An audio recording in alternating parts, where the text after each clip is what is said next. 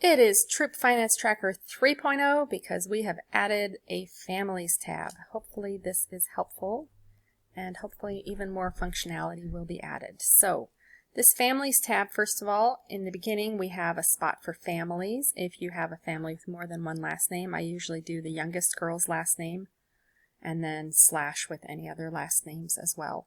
And you might want to put in their email address so that you have it at your fingertips for when you want to contact people about things, or phone numbers. Maybe add in another column for phone numbers. Okay, let's start walking through this. This first section, registered adults. I do have this troop, asterisk troop. Just leave that in there for now. It just gives, it leaves row 4 blank. When you do see something in row 4 here, that means there's a formula. So for example, registered adults, there's no formula. If there's a new family, let's say the Evans family, and they have 2 registered leaders in their family, and they have 3 girls, but instead of typing them in here, I'm going to put that they have 2 tender hearts and 1 explorer, and then you can see this updates as we go. So moving on, this blue section is just if you also act as the registrar and want to keep track of who's turned in what. Again, I do have these 2 things are formulas because they have something in the top, and really it's just a formula to see if this person has some registered adults in this family, then leave it blank so that I know I need to put a yes in there when they turn something in. If they don't have a registered family, then just put a mark in there so that I know I'm not even expecting anything. But once they've turned it in, you can just overwrite the formula with a yes, and then for next year, just go get a brand new blank one or copy the formula back in there. The rest of these are just for whatever you want. Maybe you don't collect high adventure forms. That's fine. Maybe you want to mark who the new families are so that you know who needs to do such and such. So this is a new family, and this one is new, and this one is new. So you can use these, delete them, change them. You can even delete the whole blue section if you want. It's not needed. Okay. Let's skip pink and orange for now and skip over to red, sort of, and green. Red is the costs, things that cost the family something, and so they're shown as negative. This is always from the perspective of the family. If they owe something, that means they have a negative account.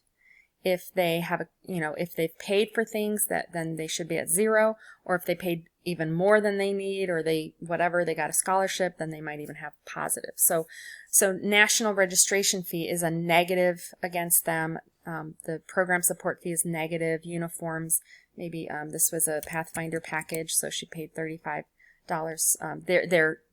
They're charging that, and this family bought a handbook, so you put these all in as negatives.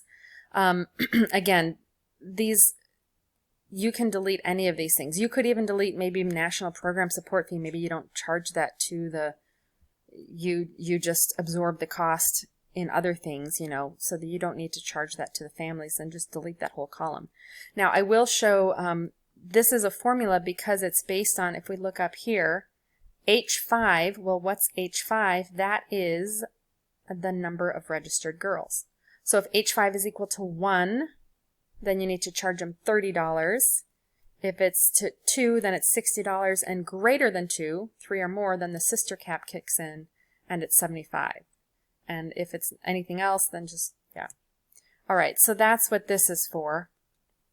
And now do keep in mind, if a family joins after January 2022, then you'll have to, maybe this Evans family, they joined 6 months from now, so then you would have to change this to, well, you wouldn't have to change it just for this one. You could just type in the new value. But once the clock clicks over to January 2022, then you would want to change this formula for all the rest of them, because it's a new price. Okay, so that's the cost section, and we'll get to these ceremony badges in a minute. But like I said, field trip number 1, I mean, if you don't go on field trips, just delete that, change it to whatever you want it to be. And then if you need more columns, add more to the left of here. You can highlight this, right click, insert one left, and it'll already have this. Now, when you insert it, it won't have this sum if you want to see what all your totals sum up to, so you can just click and drag little bar to copy that formula in there. Okay, and then finally we have the payments and credits. So for example, registration night, they come through and they pay, they paid $85 for their registration and uniforms, and they paid $100, and they paid $100, and they paid $100. And then, so these are positive numbers. Okay, so that's the payments and the costs, payments and costs. Now let's go back and look at this pink section. This is if your troop doesn't pay for anybody's badges ever, you can delete this and then take out these formulas and delete these. And if you pay for all badges, same thing, you can delete this section, because this is only if your troop pays for some of the awards, and then after a certain amount, the family pays for them. So our troop, we pay for 4 badges, level awards, or hex awards for most of the girls, and 2 for, I have this formula set up so that here, if you look in here, this is the orange time, the Pathfinder times budget G17, which is 2. For Pathfinders, we pay for 2. And then all the rest of these, budget this G22. In fact, if you're not sure, just go to budget G22. Budget G22 is right here, G22. That's 4 badges per person. So back on the families tab. So this one, it takes the Pathfinders, number of Pathfinders times 2, and the number of all the other girls times 4. So that's why this family gets 2 credits for badges, this family gets 8, this family gets 12 because they have 3 girls, and 14 because they have 4 girls, but one of them's a Pathfinder. All right, then as they get awards for each of the ceremonies, you can type it in, or sometime soon I hope to add the awards tab where you can just copy and paste from Troop Track, or type in what awards the girls are getting, and then it'll count it up for you.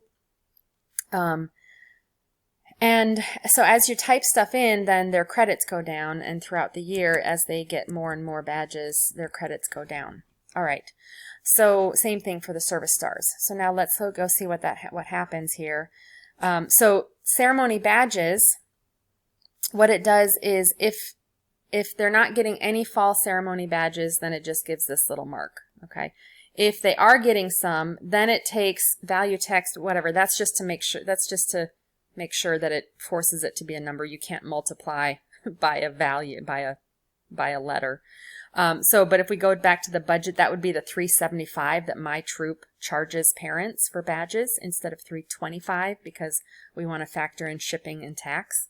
So whatever you want it to be, rather than do times $375 here, we go back to the budget and get our value from there. And so like they got 2 badges mid-year ceremony, so they owe $750. So this is how much they owe for badges, how much they owe for stars. If they owe anything for patches, you could type that in. So they owe -4 for patches that they got here. Okay. And then this troop credit, that's where it kicks in if they are getting money back. So for example, they were charged for 2 stars, but we pay for a bunch of stars, so they get credit for $2 for their stars as well. Here they were charged $750 for fall and $30 for mid-year, but they still have credits left, and so all of that is paid for with their credits. In terms of this one, Batanos, they went over their credit limit, which is fine. They just have to pay for them themselves now. So their badges total $33.75. They're only getting a credit of $30, and they won't get any more credit for badges for the rest of the year. So like here, if they get more badges at the end of the year, and now they're paying even more, but they still have only $30 from the troop as credit for the badges. And so as you add costs, then their account goes negative, and then as you add payments, so here, let's say that they do a badge payment, then you could mark that here.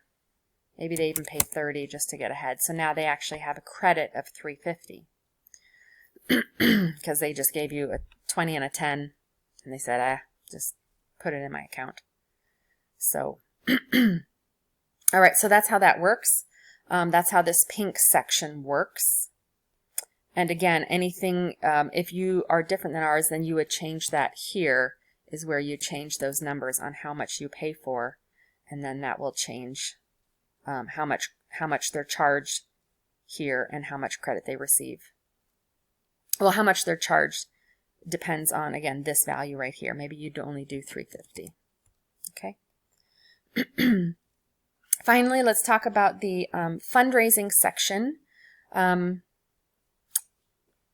So this is if you want to track how much families are earning. In our troop, we have a minimum goal per girl, and so maybe you have that as well. So you could do equals. Maybe it's negative. It's $30, so it's negative though, times the number of girls, which is this one here, number of girls, and I'm going to hit enter. So now I have negative 30 times H5. That gives me 30 for this family, and then that gives me up to 120 for this family with 4 kids. And maybe you say, wait a second. So we have a sister cap for our fundraising goal. So then you would have to, learn a little bit about if-then statements. So like if the number of girls is greater than or equal to 3, then do 3 times the fundraising goal. Otherwise, do the number of girls, 1 or 2 or 0 times the fundraising goal. And so now if we do this one and pull it down, copy it down, see now it never goes above 90. And if you wanted to, instead of putting 30 here, you could put in some parentheses and a little space and go back in here and go to the budget and say, I want to have this value, my profit goal per girl, plus this goal, plus this goal. Oops, I did equals. Sorry. Plus. And now you do want to say, you don't want it, as you copy this formula down, you don't want it using the rest of these going down. So you're going to do F4 to put these dollar signs in front of these things. That means use this one no matter where you copy this to. And then we're going to take this whole section and put this same thing in for this negative 30 instead. And now when we hit enter, so now we get $40 for Alvarez still, and 60, 90, 90, 90. And now it goes, well, okay, now, because now it's 40 instead of 30. But it's still, it doesn't go above 120. But now if we change our fundraising goals, maybe we only want $5 for this and $25 for this, and so now it's back to 30, and now we go back and look at our families. Now it's gone back down. Okay, so that's how you can write formulas. And again, I'm going to copy this up into the top so I know this is a formula as well. And and now you can see now this fundraising automatically goes in here. Oh, one other thing I'll mention, if we go to the transactions, remember this FAM category? So like this one here, script, that was fundraiser, and I want to apply this to families. I'm going to put an F in here. And you see now here it showed this up, and there's a note on how to do this right here.